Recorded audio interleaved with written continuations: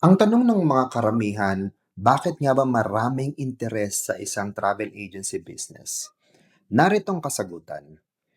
Tourism contributes billion of pesos revenue to the Philippines. Noong 2024 lamang, we have recorded 760 billion pesos revenue with 5.9 million tourists according to the data of the Department of Tourism.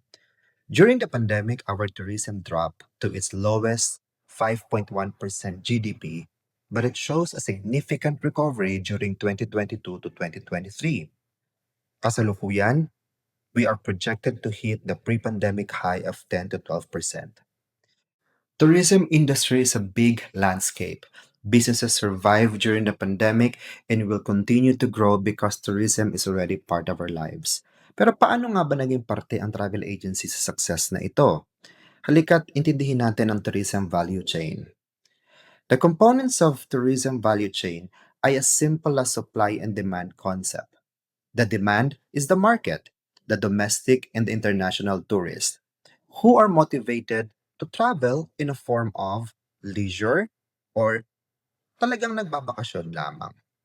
Pwede rin naman sila ay nagninegosyo. Ang iba naman sa atin ay nagta-travel because they would like to learn something or they would love to enroll into something. Also for wellness, retreat like medical tourism, kasama na rin po dyan, and of course, for cultural and spiritual growth. Parte ng ating supply ay ang mga attraction sites, kagaya ng mga theme park or mga beautiful sun-kissed beaches sa Pilipinas. Sa accommodation, ito ay binubuo ng mga hotel at resorts.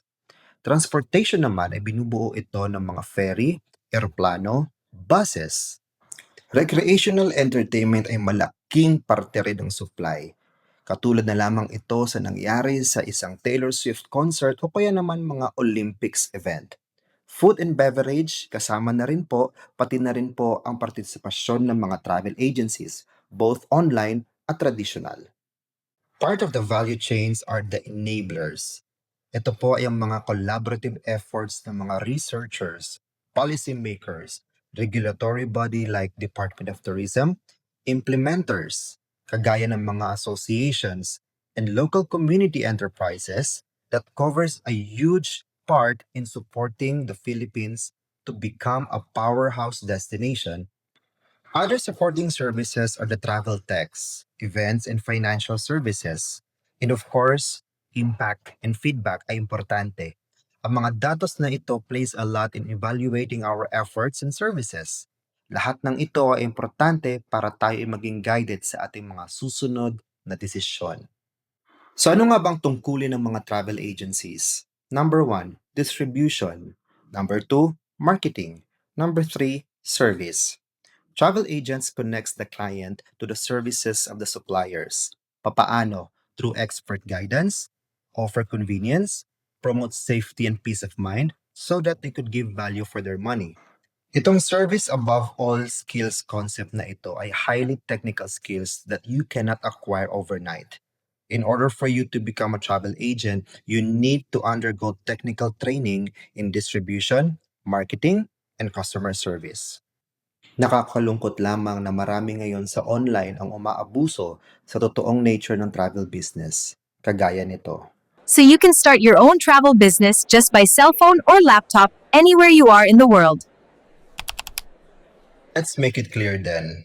A home-based travel agency is not an online travel agency business model. An online travel agencies are the likes of Agoda, Expedia, and Booking.com. It requires vast inventory of travel products with comparative prices that can process payment securely and confirm instantly. The downside of an OTA or an online travel agency is always the ability to personalize the service.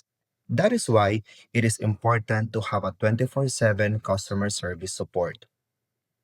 Dito pumapasok ang importansya ng traditional travel agency that can make advantageous for complicated travel arrangements. Group booking and after-sales services like rebooking, rerouting, and cancellation. In a current reality, any travel agencies can also become an OTA.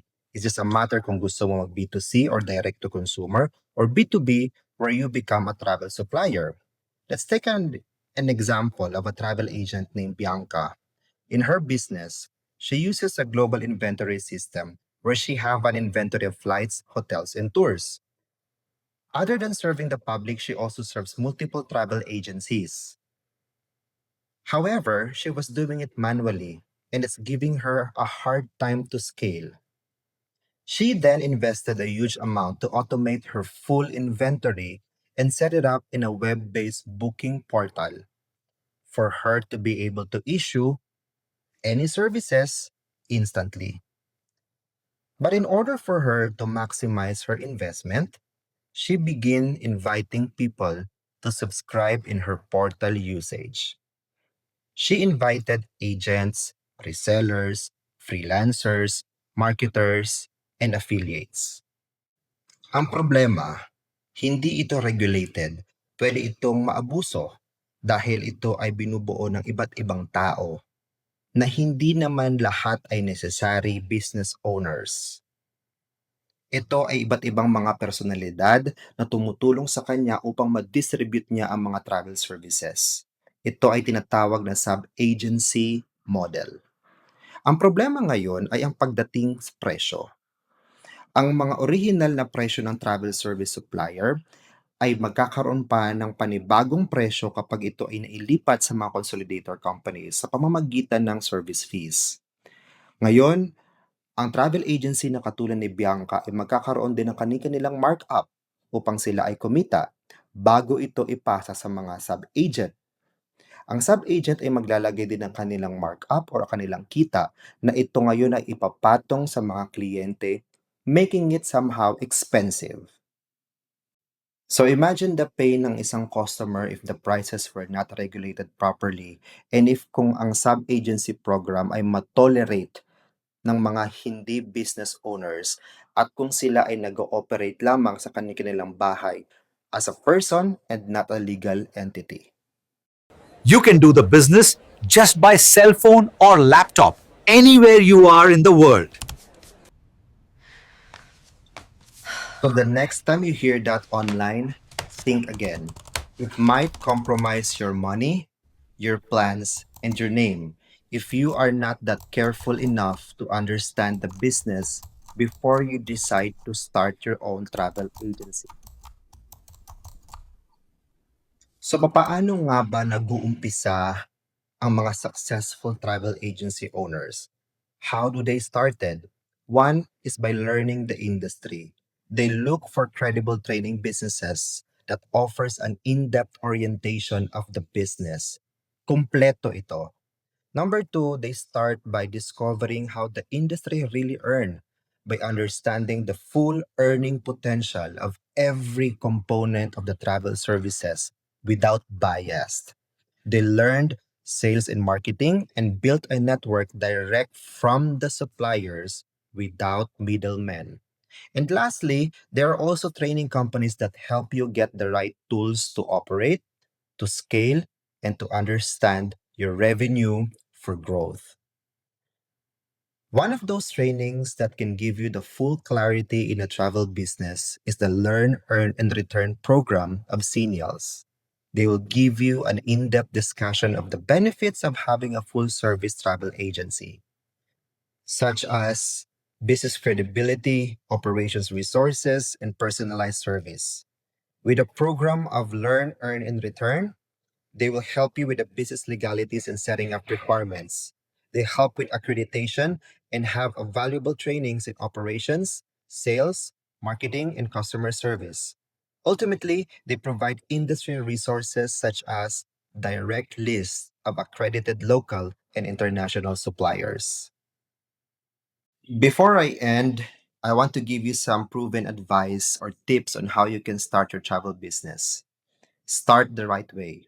Enroll in a comprehensive business orientation because by doing so, you will understand the landscape of the tourism industry in which they can help you in creating a cohesive business and marketing plan. You can confidently prepare for your capitalization and understand the benefit of investing the right trainings and tools. Lastly, is to commit. Your time and effort will dictate your per dime earnings. Having all those in place will help you navigate the complexities of the business with confidence. Visit Xenials.com or email growyourbusiness@xenials.com for more information. Thank you for watching, and don't forget to subscribe for more update on travel and tours business in the Philippines.